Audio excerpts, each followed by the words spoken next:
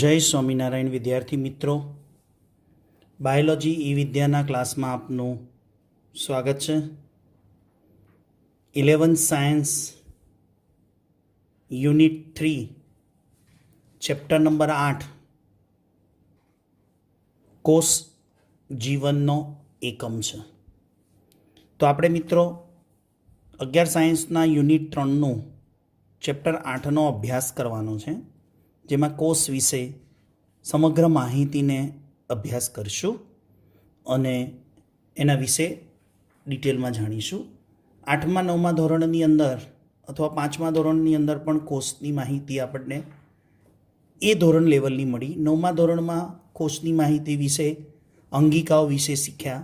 11 સાયન્સમાં એ જ વસ્તુ પણ ડીપમાં શીખવાની છે, રાઈટ? તો એની આપણે સમજૂતી લેતા જઈએ. હવે ટોપિક છે 8.1 કોષ એટલે શું? તો સામાન્ય રીતે એમ કહી શકાય કે બધા જ જે સજીવો છે એમના જીવનમાં આધારભૂત એકમ એટલે કોષ. એક ઓર્ગેનિઝમ છે, એનું લાઈફ જે છે એનો બેઝ શું કહેવાય? એકમ કોષ કહેવાય. કોષના આધારે સજીવોના પ્રકાર પડે. એક છે એકકોષી સજીવો, જેને યુનિ સેલ્યુલર ઓર્ગેનિઝમ કહેવાય, જે એક જ કોષના બનેલા હોય, સ્વતંત્ર અસ્તિત્વ ધરાવતા હોય અને જીવનના બધા જ આવશ્યક કાર્યો કરવા સક્ષમ હોય. દાખલા તરીકે અમીબા એક જ કોષનો બનેલો સજીવ છે. અમીબા એક જ કોષનો બનેલો સજીવ સ્વતંત્ર અસ્તિત્વ ધરાવે છે અને અમીબાની જીવનની આવશ્યક બધી જ ક્રિયાઓ એક કોષ દ્વારા જ થાય.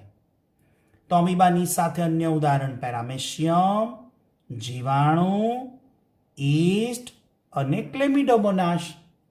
તો આ બધા એકોષી સજીવો છે, જેનું સમગ્ર લાઈફ, સમગ્ર જીવન એક કોષ તરીકે પસાર થાય. જ્યારે આપણે સમજીએ છીએ એક કરતાં વધુ કોષો હોય, બહુકોષી સજીવો બોલાય. એ બહુકોષી સજીવોમાં ઉદાહરણ વાદળી, અળસિયું, વંદો, દેડકો, મકાઈ, મનુષ્ય અને સનફ્લાવર, સૂર્યમુખી. એટલે અહીંયા એક દળીની વાત કરી, અહીંયા દ્વિદળીની વાત કરી. સૂર્યમુખી એટલે દ્વિદળી, અહીંયા મનુષ્ય એટલે સસ્તન, દેડકો એટલે ઉભયજીવી, વંદો એટલે સંધિપાત, વાદળી એટલે સછિદ્ર, અળસિયું એટલે નુપૂરક. સમજાય છે ને? હમણાં જ આપણે ચેપ્ટર 4 પ્રાણીઓનું વર્ગીકરણ કમ્પ્લીટ કર્યું, જેમાં આપણે પૂરી ડિટેલ પ્રાણીઓના અંગતંત્રોથી માંડીને આખી શરીર રચના વિશે શીખ્યા. ચલો ત્યારે આગળ. વાયરસને તો ઓળખો જ છો, એટલે કે જાણો છો. ઓળખો છો એટલે કે તમારા બાજુમાં સંબંધી નથી એમ.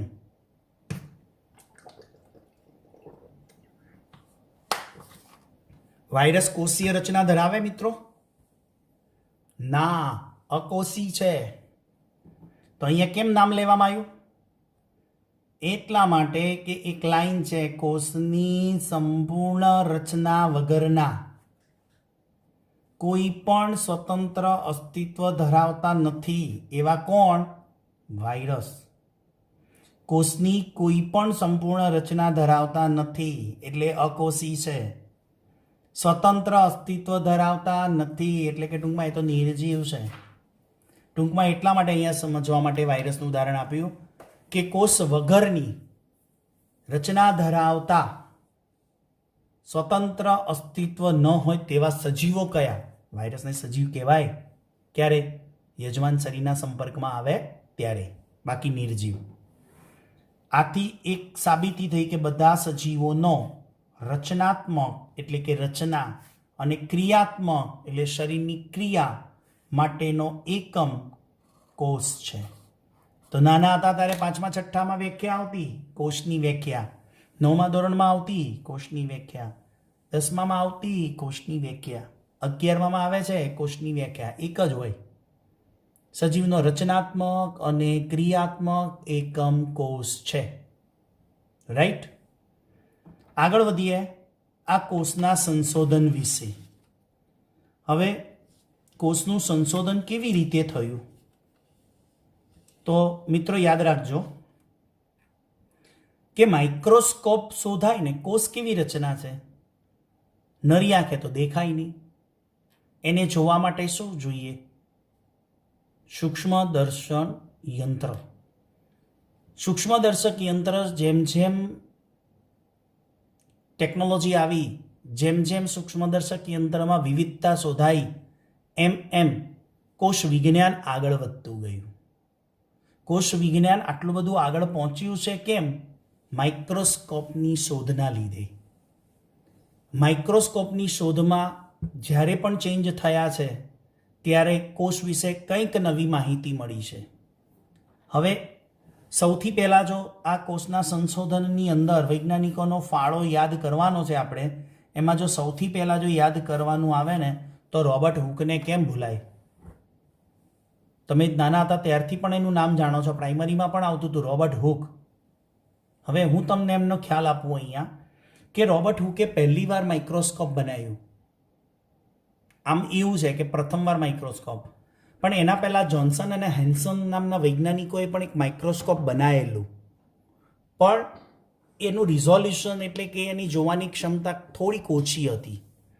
પણ જ્યારે રોબર્ટ હુકે પોતાનું એક સેપરેટલી માઇક્રોસ્કોપ બનાવ્યું, જેને સાદું સૂક્ષ્મદર્શક યંત્ર કહેવાય, એને પોતાનું બનાવ્યું હતું. સાદું સૂક્ષ્મદર્શક યંત્ર એને પોતાનું બનાવ્યું હતું. હવે એ સાદું સૂક્ષ્મદર્શક યંત્ર વડે એમને સ્ટડી શું કર્યો? ઓક. ઓક એટલે બુચ. બુચ નામનું વૃક્ષ છે, ઓકનું વૃક્ષ છે.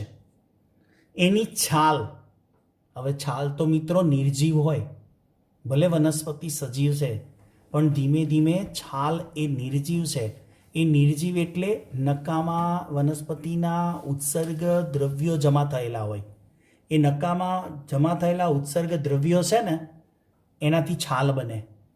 હવે એ ઓક વૃક્ષ છે ને, ઓક વૃક્ષ છે ને એ નિર્જીવ, એની છાલ, વૃક્ષની છાલનો છેદ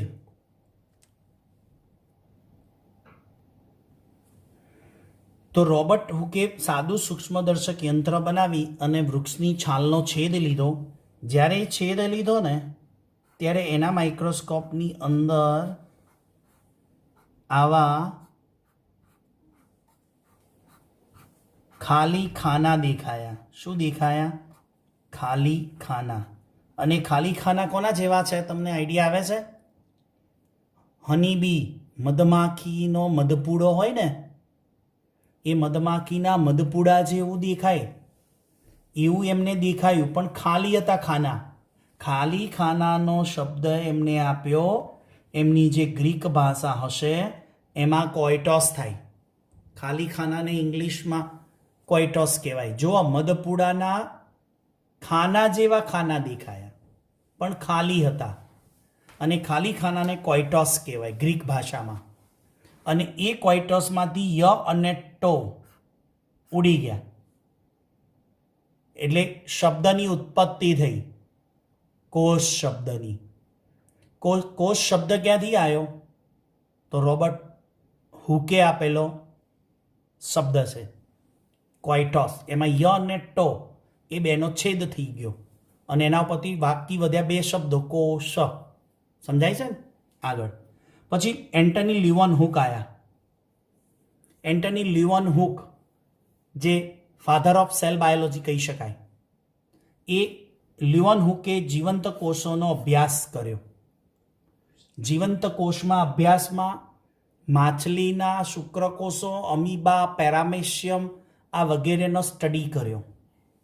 ત્યાર પછી નેક્સ્ટ સાયન્ટિસ્ટ આવે છે રોબર્ટ બ્રાઉન. રોબર્ટ લીલો, રોબર્ટ પીળો એવું નહીં, રોબર્ટ બ્રાઉન નામ જે આખું, લીલો પીળો નહીં રોબર્ટ. રોબર્ટ બ્રાઉન છે એને કોષમાં કોષકેન્દ્રની હાજરી દર્શાવી. એટલે કોષમાં કોષકેન્દ્રનું અસ્તિત્વ છે અને એને કોષ કેન્દ્ર કહેવાય એવી માહિતી કોણે આપી? રોબર્ટ બ્રાઉને.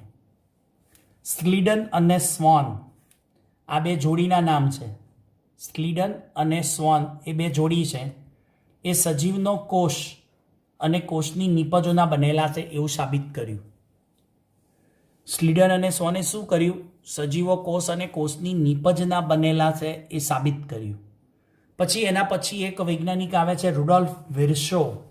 એ રુડોલ્ફ વિર્સોએ એવું સાબિત કર્યું કે નવા કોષોનું સર્જન પૂર્વ અસ્તિત્વ ધરાવતા કોષોમાંથી થાય છે. એટલે કે નવા કોષો ક્યાંથી સર્જાય? તો કે જૂના અસ્તિત્વ ધરાવતા કોષોમાંથી જ થાય એવું રુડોલ્ફ વિર્સોએ એક નવું સંશોધન આપ્યું. પછી કેમિલો ગોલ્ગી પણ બોલાય, જેને આગળ અંગિકા શીખવાની આવશે, ગોલ્ગી બોડી, એનું સંશોધન કર્યું. પેલેડે રિબોઝોમ નામની અંગિકાની શોધ કરી.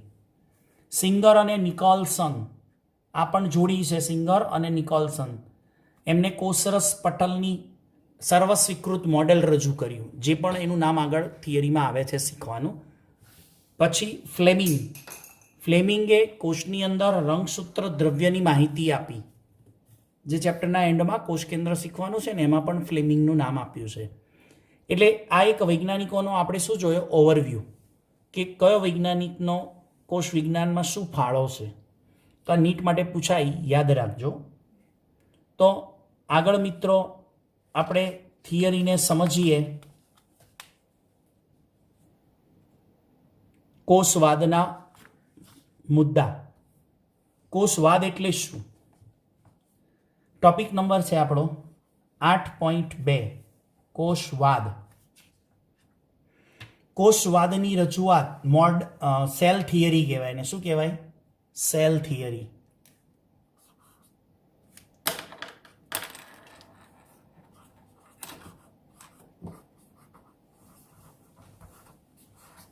કોષવાદ.